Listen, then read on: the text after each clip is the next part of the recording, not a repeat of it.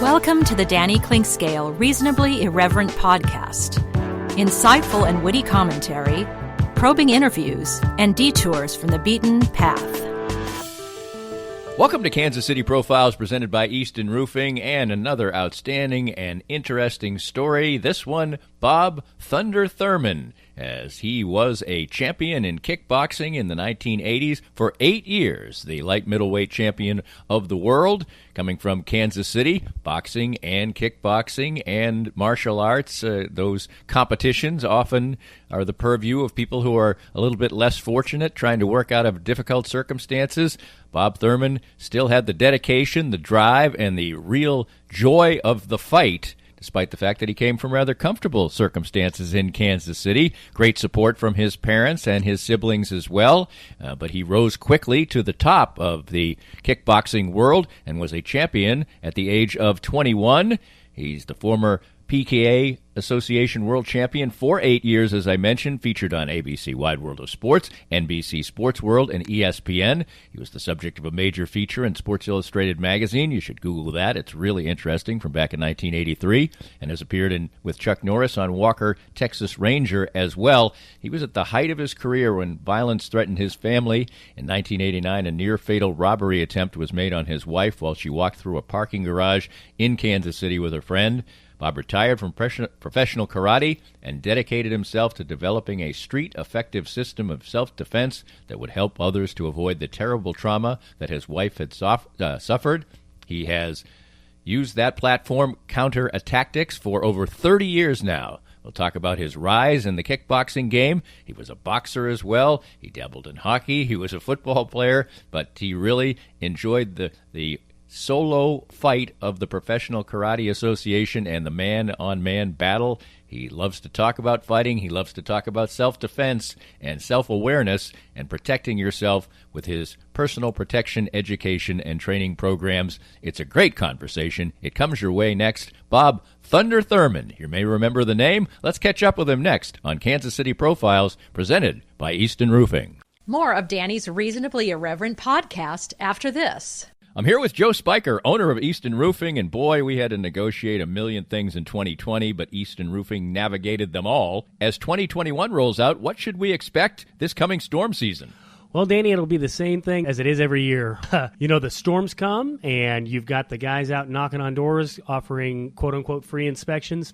Be wary as a homeowner. If somebody's knocking on your door, they probably need the work, and if they need the work that bad, they may be willing to do something untoward to get it. So if somebody knocks on your door, says they want to give you a free inspection, just tell them have a great day and give us a call. We'll come out for free and give you a good, honest opinion as to whether or not you need to do anything at all with your roof. And what's the best way to get in touch with Easton Roofing?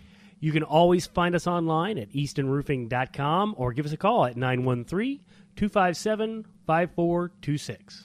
Easton Roofing. Integrity matters. The bitter cold snap in February was just another intense reminder of how important it is to have a quality heating and cooling company on your side. That's why you need to know about my friends at Dillon's Heating and Cooling.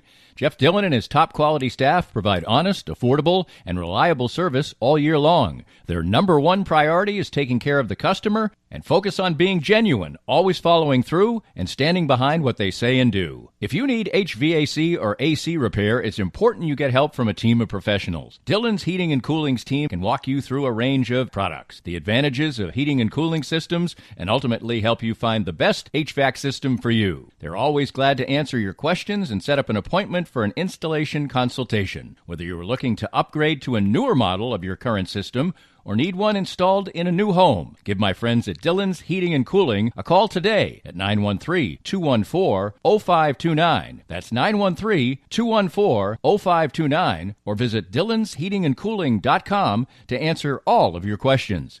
Dillon's Heating and Cooling. Their slogan is their goal, always treating you like family.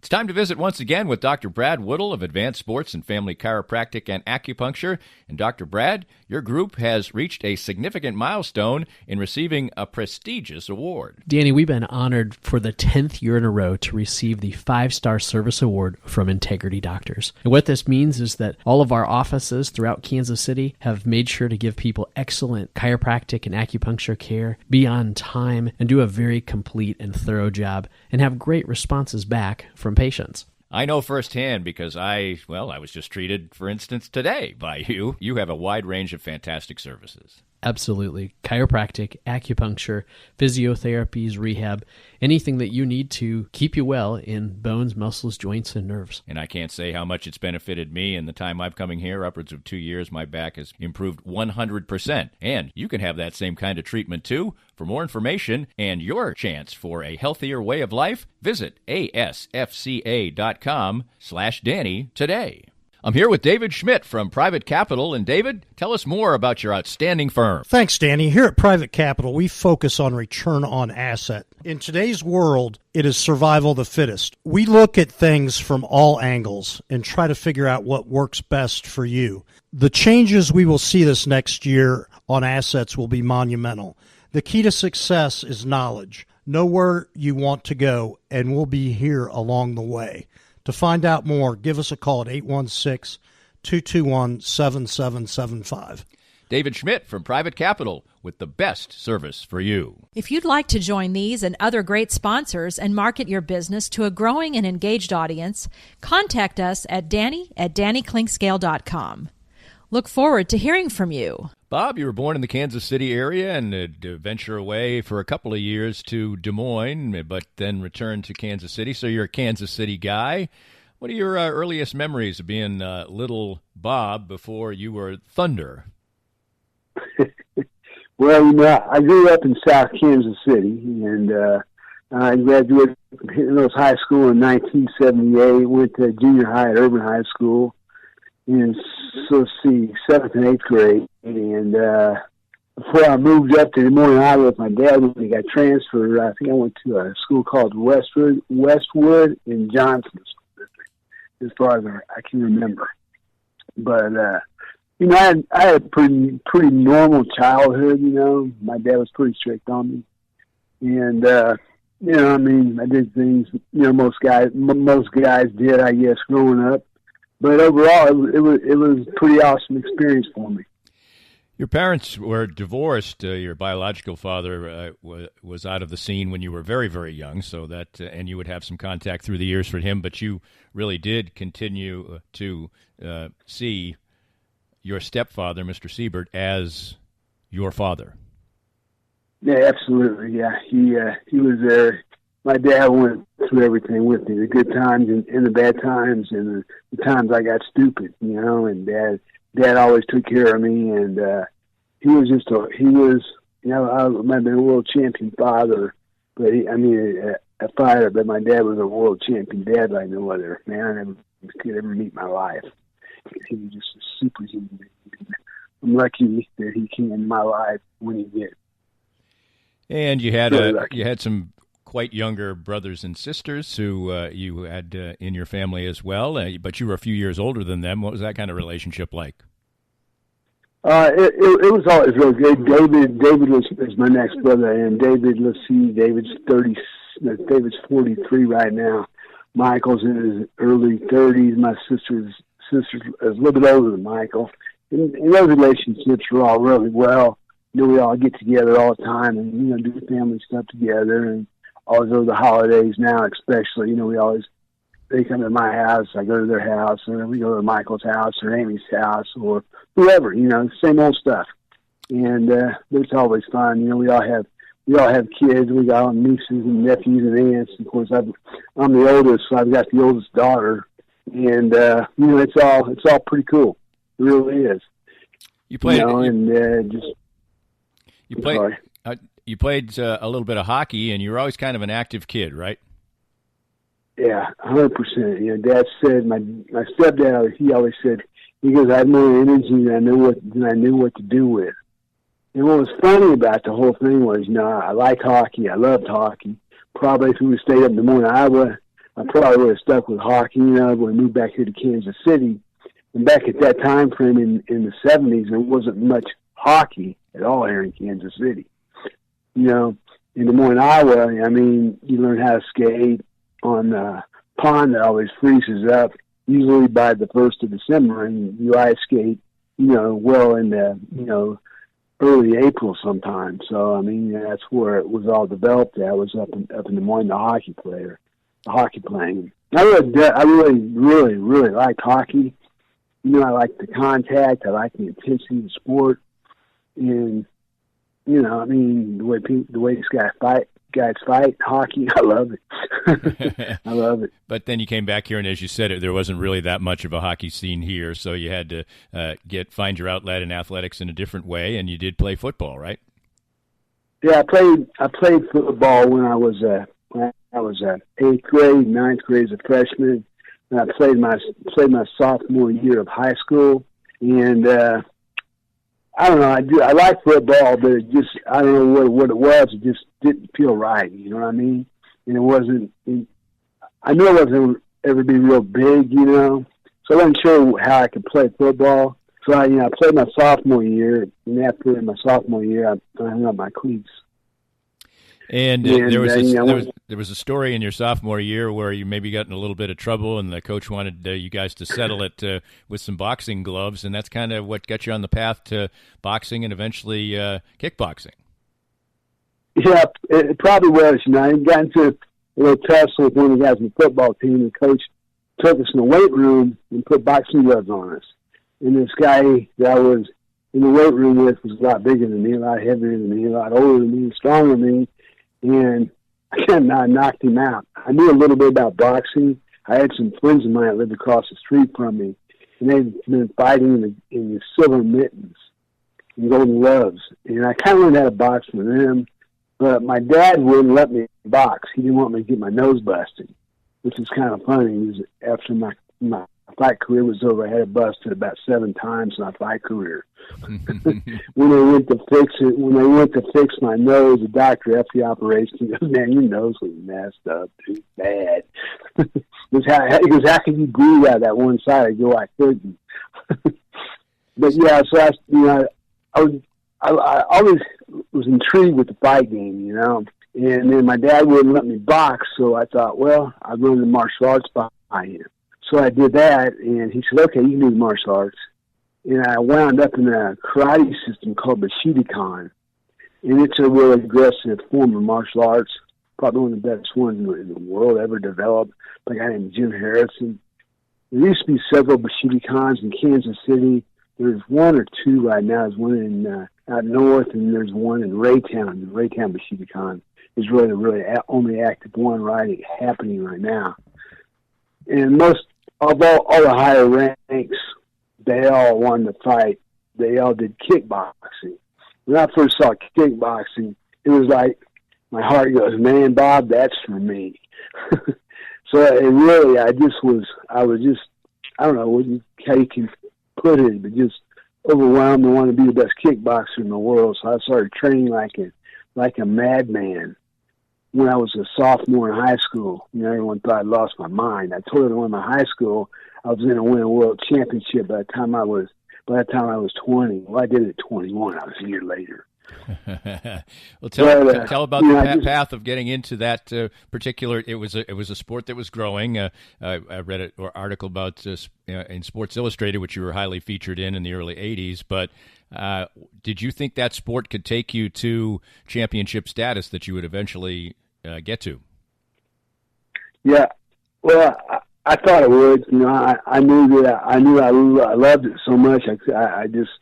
I worked out every day, some days twice a day, and I was always at the dojo working out. I built a my mom and dad had a pretty big house. We built me a workout room right in my house. I'd be in there working out in my heavy bag at, 11 o'clock at night. Everyone would come in, my sisters and brothers all tell me to lay off the heavy bag. They wanted to sleep. It was kind of funny, and I just worked really hard, because in the fight game, it's a brutal industry, man. You know what I mean? When you fight, you get beat up, you get hurt, and you got to have a lot of endurance. You got to be able to go nonstop for a long time.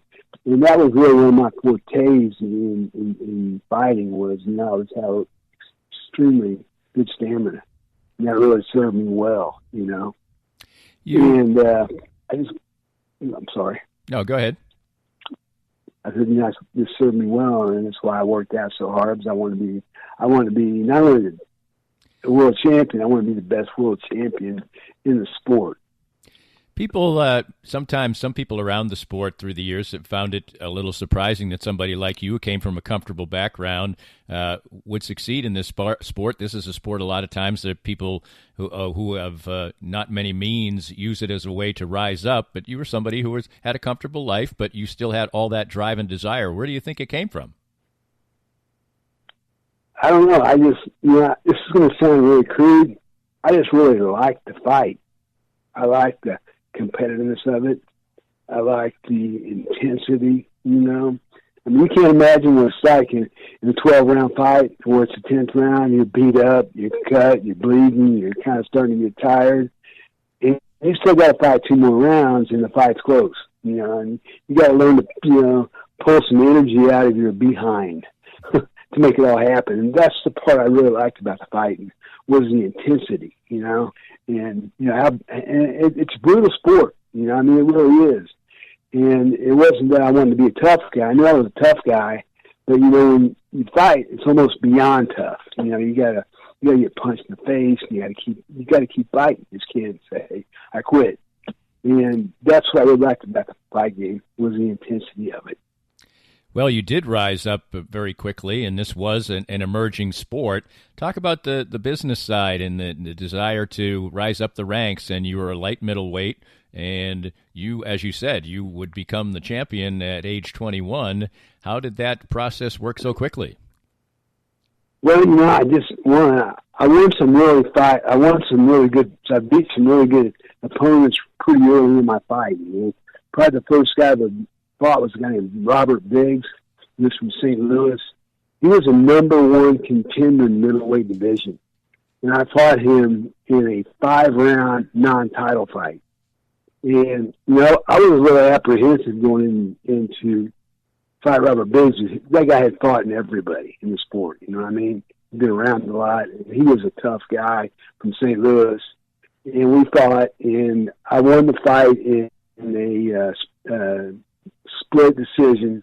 It was only a 5-round fight up in Minneapolis, and that's what kind of set me off to the path to win the world championship. Robert Biggs was well respected in the martial art world. He was a tough guy, and one time in that fight, man, he hit me one time so hard, I thought I was going to go to sleep for at least 20 minutes. Didn't get dropped, the boy just rung my bell super hard. More than once, a couple times. I remember the fight. It was that was my first really big win against a substantial opponent. And where did that and so how did that propel you on as far as getting to the major fights and eventually title fights? Well, it let everybody know I was the real deal back then. That was the one thing was there were a lot of fake. There were a lot of guys in there couldn't fight that well, and they're trying to weed them out. And that let everyone know that I was for real, and that set me up. What happened in the Professional Karate Association? They only had like 4 weight divisions, and they had needed more like boxing, and so they created some new weight divisions. And one they created was called the light middleweight division. And I was a middleweight fighter, but I was like a small middleweight, wasn't a real big middleweight. And they asked me if I wanted to fight for that world title. I said, are you kidding me? Of course I do. And so I fought this guy named Alvin Prouder, and Alvin was from Los Angeles, and his nickname was Alvin the $1 Million Baby. The thought process on him, they thought he was going to be the first person in the sport to fight for $1 million. And he was that good a fighter. A great athlete. He was tall, lean, faster than lightning. And so they wanted me and Alvin Prouder to fight for the new light middleweight world championship. And believe it or not, this fight was promoted by a guy in Topeka, Kansas. The fight was in the big, I don't know whatever auditorium it was in Topeka. But I fought Alvin, and if you ever get a chance to watch that fight on YouTube, watch it. They say it's one of the best fights in the sport there's ever been. So what happened, that fight was nonstop for 12 rounds. I dropped Alvin twice. I think it was in the third round and the fifth round. You know, and I kept the pressure on him the whole 12 rounds. And it was a close fight. Alvin split my left eye wide open in the first round, which is not a good way to start a world title fight, especially when you got 11 more rounds to fight, you know. So I come back in between rounds, and this is just really funny. You know, my trainers were great trainers, and Mr. Kennedy, you know, who was my head trainer, and Steve Mackey, my other head trainer. Mr. Kennedy, he was in his, I think, his late 40s, early 50s, just a great guy, and he was a boxing guy and training guy, and he had to get me in shape to fight. And Mr. Kennedy, I come back in between the first and second round, and he goes, keep that freaking left hand up. Of course, you know what I'm going to say. We all know what the substitute word is for freaking. Yes. But, and what was funny was that came across because the ESPN at that time had the camera facing my corner, you know, with the microphone on it. Mm-hmm. And it was so hysterical this day. My mom always goes, I didn't know Mr. Kennedy spoke like that, Bob. I go, Mom, this is the fight game. Come on. But anyway, so that was an awesome fight. You know, I won that fight, and Mr. Pratt and I were never able to have a rematch. He asked me to give me a rematch, and I said, anytime, and that never happened. So I kept on fighting. I defended my world title. My next fight was in the following September. That was in April. And I fought a guy from Louisiana named G. McComb in Lake Charles, Louisiana. And I actually went to his hometown to defend my world title. And what's funny about that, you know, you don't want to fight in a guy's hometown because that's what they call hometown decisions, you know, right, in the fight game. And everyone said, you're nuts for going down, especially to Lake Charles, Louisiana. It's got to be the redneck capital of the world. You know, I'm not saying it's a good thing or bad thing. I'm just saying it is what it is. Anyway, I fought Mr. Cohn, and Gene was the number one contender in my weight division. And he was a little bit shorter than me, you know, which Mr. Kennedy, my trainer, he came up with this idea. He wanted me to fight a different kind of fight. He wanted me to box kickboxing. You know, hit, run, move. That wasn't my game. I like moving forward, you know, or side to side. Anyway, so we did that. I boxed and I come out and start hitting this guy, and man, he drops me in the first round. The right hand came over my left jab, pow, drops me. I bounce back up. What is a flash knockdown? Get back up and start, you know, pounding him. Pretty much had control of the fight until I think it was about the middle of the fifth round. It seems like my energy level always changed from my first win to my second win in between the fifth and sixth round, somewhere in there. And I got a little tired. You know, man, Mr. McComb basically had me out on my feet. I mean, I was holding on, so he wouldn't knock me out. And I survived the sixth round, the seventh round. I kind of got my win back and took pretty much control of the fight. And 10th and 11th round, while I was hammering him, and both his eyes, I swear, his eyes up so bad he couldn't see, so they had to stop the fight in between the 11th and 12th round. And that was my first world title defense. And that was pretty cool. I mean, that was a big fight. I got hurt, I got knocked down, and it proved something to me that, you know, I had some guts, man. It takes guts to do that. And I mean, you know, I knew I had before, but you know, you look back at stuff like that, and you think, wow, that took some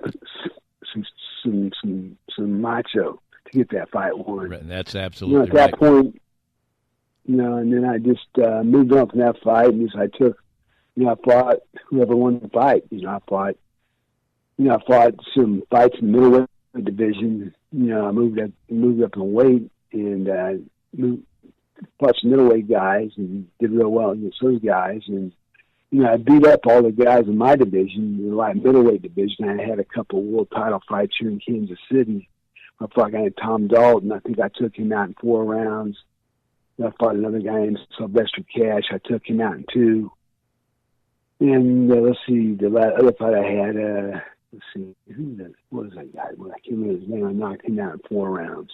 Yeah, and you were the champion for basically 8 years, and you sort of ran out of light middleweights, as you mentioned, to fight, and then you eventually would have a really big fight against the top middleweight towards the end of your title reign. So tell me what it was like to be a champion in a sport that was getting to have a lot of notoriety, but it wasn't like boxing at the time, and the money was good, but it wasn't fantastic. So what was it like being a champ? You get a lot of attention in Kansas City, and people would cover you and things like that. But what was it like?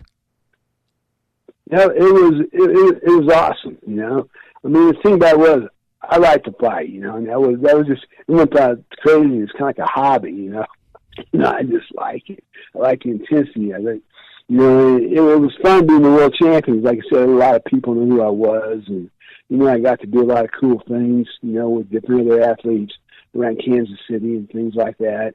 And it was just fun to do. And I look back at those days, and I don't think, man, how good did I have it? I mean, there was, I had a few girlfriends back then, and that was always fun. And I worked hard for it. I kept training every day. I worked out in between fights. I worked out before fights, after fights, and I kept my edge. So I wanted to really I wanted to be remembered, from way back in the day. And, it's funny, because still, even to this day, I still get recognized every once in a while. My wife will be out shopping, or we'll be at the mall or something. Someone will come up, hey, man, I saw you fight. You're badass, and this and that. It used to happen all the time. It doesn't happen so much anymore, but it does every once in a while, And it's just really cool when it does that. It makes me feel good. More of Danny's Reasonably Irreverent podcast after this. Cinematic Visions has been an affordable solution for professional media production in Kansas City since 2003, offering award-winning video production and creation, as well as a wide array of digital and social media management services. From planning, scripting, filming, editing, and post-production, to delivering your product to a watching world, Cinematic Visions will provide professional and affordable services for you and your business with the necessary return on investment to make it all worthwhile. Cinematic Vision's goal is to unlock the power of storytelling through video and a strong online presence for your company. Beyond the numbers, they want to inspire and evoke your clients to feel and act. Let my friends at Cinematic Visions embed your brand where it belongs, in your customers' minds. You can find them online at cinematicvisions.com or with a quick phone call at 816-600-6300. Right now, it's more important than ever to support local businesses, and 23rd Street Brewery in Lawrence is open and ready to take care of you. Make 23rd Street Brewery part of your KU game day experience, whether you watch the game there or grab curbside pickup for your tailgates or watch parties. But not just game days, 23rd Street Brewery is great any day of the week, and when the weather's nice, you can take advantage of their heaters on the patio. 23rd Street Brewery is open daily from 11:30 to 9 for dine-in, carry-out, curbside pickup, and can even help with your catering needs. So support local and visit a Lawrence favorite, 23rd Street Brewery. Firsthand, I have enjoyed the benefits of the CBD products from Canaway. My back feels better and better these days, as a major part of my routine are the pain-relieving salve and the Pure Gold oil. And recently, I had the pleasure of a treatment session using the Canaway CBD in conjunction with the Microlight 830 cold laser. The non-invasive treatment session worked wonders, and I could barely tell I was even being touched.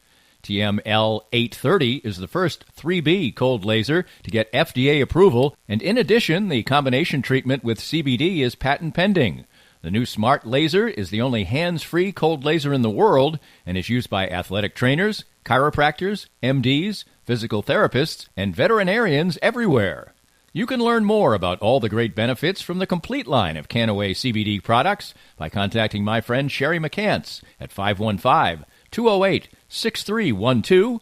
That's 515-208-6312 to get outstanding information about Canaway. I'm here with Tim Emerson, the owner of Emerson & Company. And Tim, give us an idea of the range of services that you provide from Emerson & Company. At Emerson & Company, we do credit card processing, payroll services. We do bookkeeping, merchant accounts like point-of-sale systems. What would you say differentiates you from other companies in the field, and what makes you special? I think what makes us unique is that we're a small local business making regional decisions on companies. We create a profile for the business and then put it out to our different vendors in a very competitive environment and tailor those needs to the specific business, which usually ends up in a great fit or great result for the company. And, of course, the idea is to save money, right?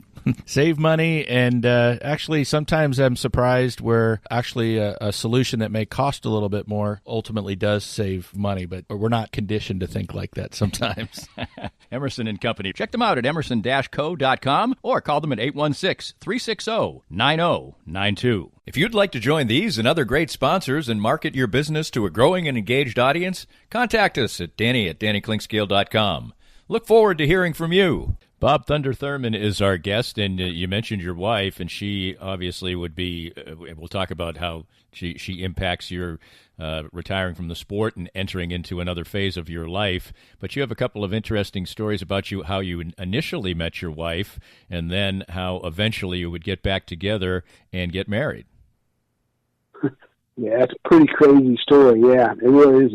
It really is. You know, my wife is just a wonderful person, but it's funny. My father had, he was in the hotel business, and he had, you know, some hotels all over the country, and he had a bunch down in a place called Eureka Springs, Arkansas, and it's a little tourist town, and it's about 60 miles from Branson, Missouri. You know, it's really a pretty place. It's kind of like, it is. They call it Little Switzerland.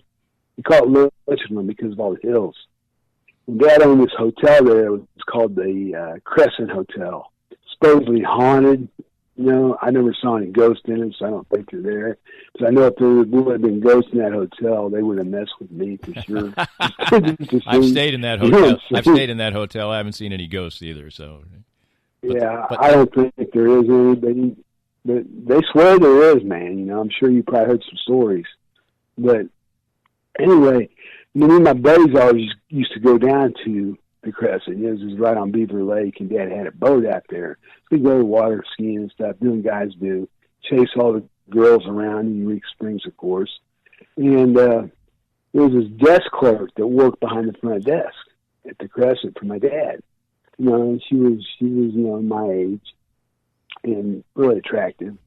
You know, and we started talking, we started dating, and we dated that whole summer. I think it was the summer of probably 1970, 78. And I was into fighting already, you know, and I had my mind already made up. I was going to be the next world champion in kickboxing. But I met Betsy and fell madly in love with her. Spent the summer with her, and she was getting ready to go away to school at John Brown University. And during the summer, you know, we're still real close, and she goes, "Listen, dude, I'm getting ready to go away to college. I don't want any boyfriends. See ya." Dump me. Like a bad habit, you know what I mean?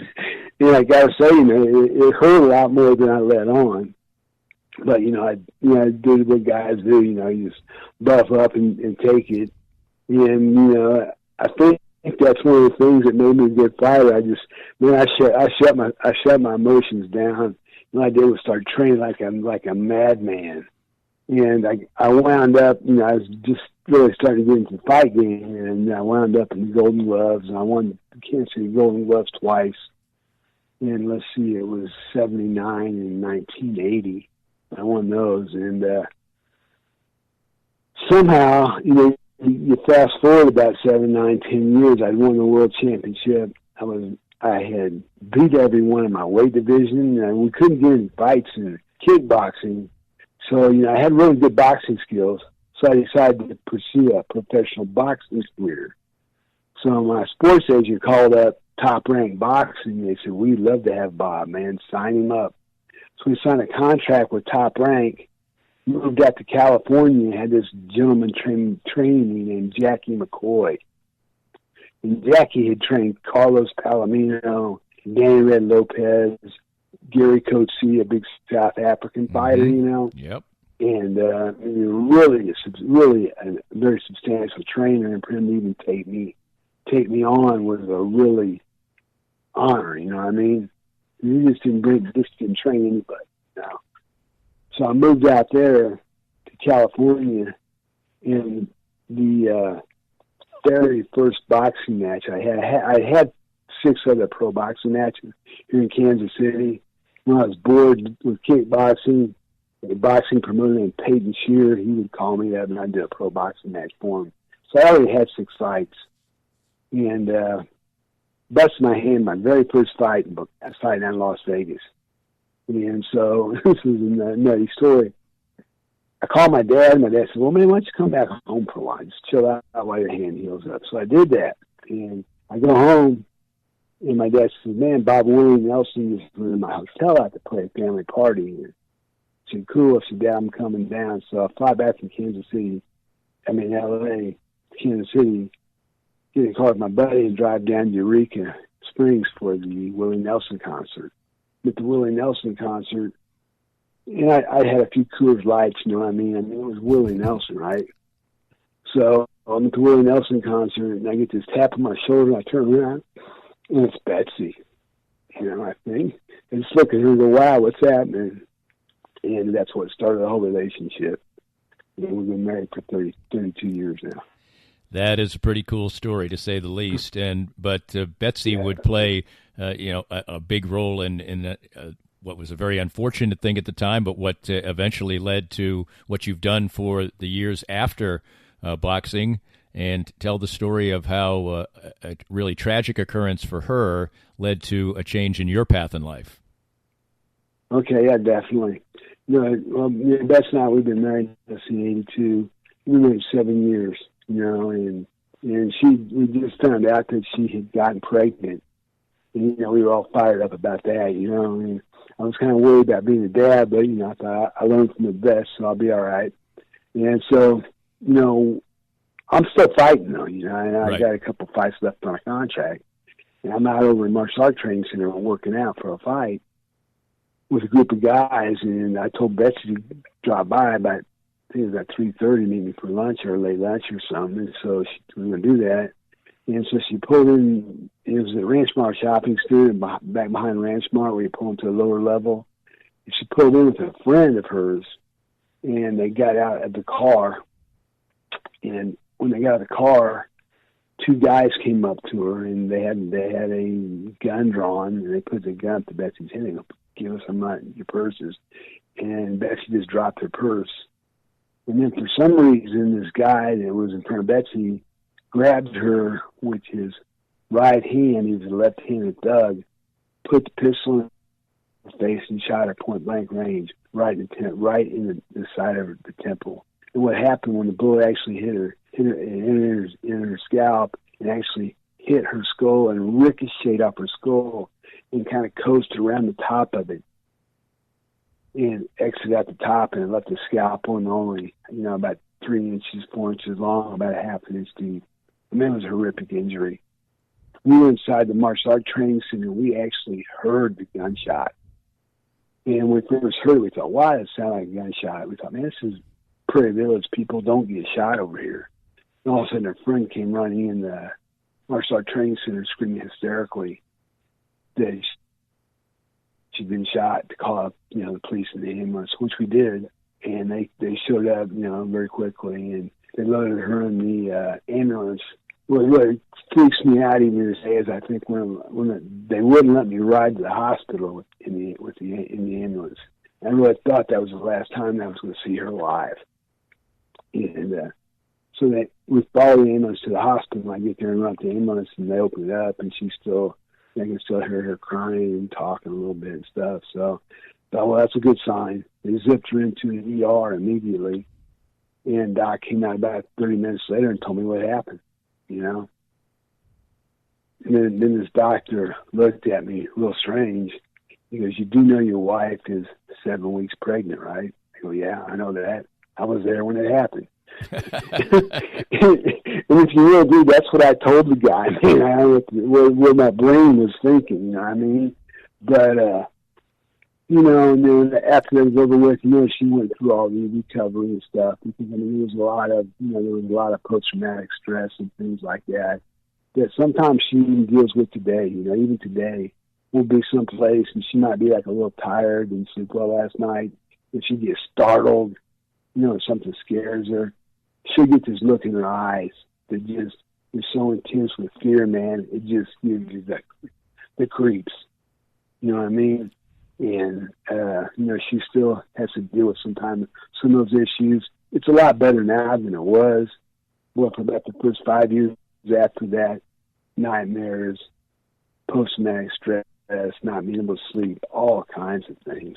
Right. She went through a lot of trauma therapy and things like that. And, she's just like she was before the shot now. I mean, she's as mean as she ever was. But what it did at the time was what it did at the time was convince you that your career was winding down anyway, and you knew that you were going to have to find another line of work, and this created a passion for you to instruct people and organizations and businesses and things like that to learn how to be aware and defend yourself. Exactly right. I just met him about 6 months before this happened. Bessie, I met this guy named Dr. James Rascott. Really cool guy. He was a friend of my godfather's. My godfather's guy named General Shirky. He was actually a major general in the Army. I mean, he was just an incredible human being. And General Shirky met Mr. Dr. Rascott. What he was a trial psychologist. And what he does, he works with lawyers on jury trials. And Dr. Rascott, he was an expert at reading nonverbal communication. The guy read body language so well, he makes you nervous to be around him. He can tell what you're thinking by looking at you. And Dr. Rascott was a psychologist. He was a Minneapolis police officer. And when this was over and he heard what happened, he was down here and he goes, buddy, he goes, you can make $1 million on this. What are you talking about? He's one of those kind of, he loved hustling for money, which I got no problem with that. But anyway, Dr. Rascott says, I'll help you. We can design training programs to help people combat this kind of violence. Because remember back then, 89, that was the end of the cocaine 80s, when street crime was rampant. You remember that stuff? Mm-hmm. When, with crack and coke and all that stuff. I mean, but street crime is worse now than it was back then. Cocaine 80s are long gone. But anyway, so what Dr. Rascott and I did was, we sat down, and we interviewed victims of violence up in Minneapolis. We went to a couple of penitentiaries in Minnesota and interviewed some criminals, some thugs.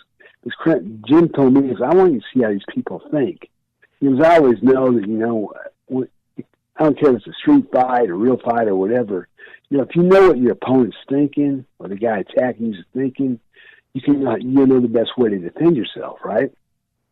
So Dr. Rascott, went to prisons and things like that. We put together a program called Counter-Tactics Training Programs.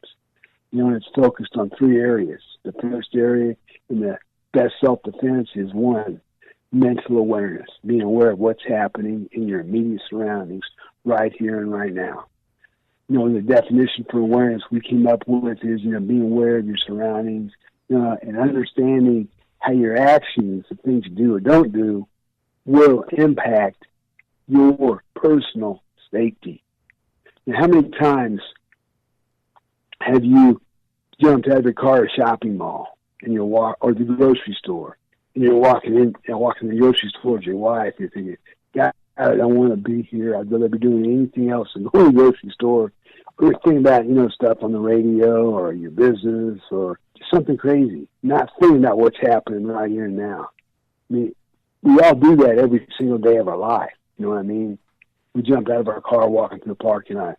How many times have you been walking into a shopping mall, thinking about all the stuff you're going to buy when you get in there? You're not thinking about what's happening right here and now. It's not a paranoid feeling. It's just an aware, confident feeling of what's happening in your immediate surroundings. So if you see something that looks out of place, looks strange, looks like some street thug, you see it, you take precautions to ensure your safety. You really think, if you're aware of your surroundings, you can avoid most confrontations. And that's the thing I try and drill home in every program that I ever present, whether it's a keynote address or my half-day training program, is, be aware of what's happening right here and now. In our program, we have what we call 7 rules of awareness. And I think if you look at these rules, they will keep you safe. The rule 1 is be aware of where you are, be prepared to react. Know what's going on around you. When you get out of the car, take a look around. Just be a little bit more observant. 2, there's strength in numbers.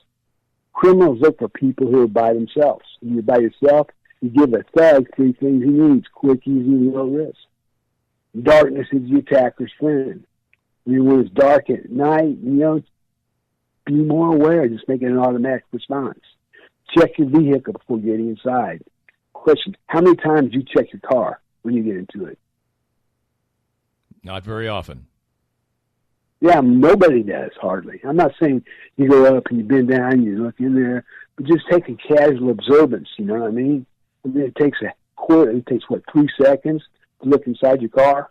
Come on, criminals if they're skilled with the Slim Jim, they can break in your car in about less than 10 seconds, you know what I mean? Check your car before you get into it. Just make it a habit. Do it every time. I used to think when I did my training programs that I should go hide in someone's car, so when they're leaving, to see if they really check the car like I tell them to. But I don't want to give anybody a heart attack, so I never did that. But anyway, you check your vehicle before getting inside. It's simple stuff, you know what I mean? And I say rule 5 is, attackers depend on you being alone, afraid, confused. This criminal, when he attacks you, he knows what he wants.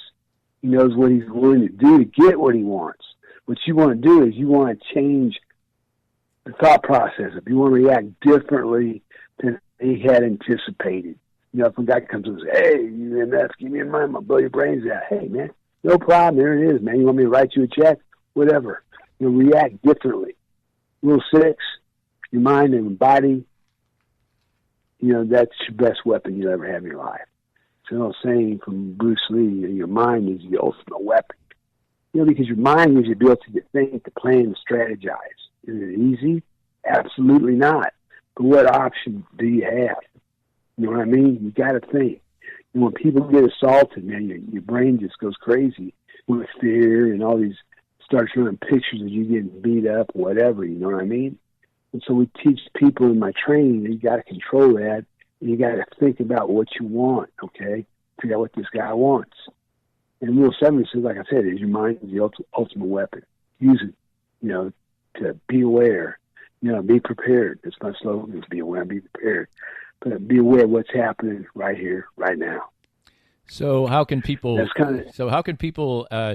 Get involved? Go to a website, whatever, so that they can get involved with your training programs. You do half-day seminars. You do things like that. What's the best way for people to get engaged in what you do now and what you've done for decades now to help out hundreds and hundreds of people? Yeah, 31 years, man. I've been speaking 31 years.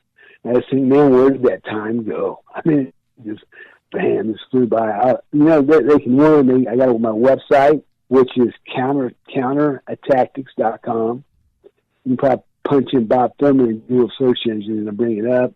Or you're welcome to call me up on my phone. My office number is 816-591-6101.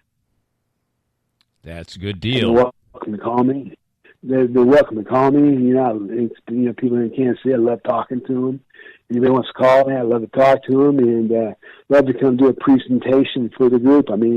My prices are very reasonable. I like doing the training.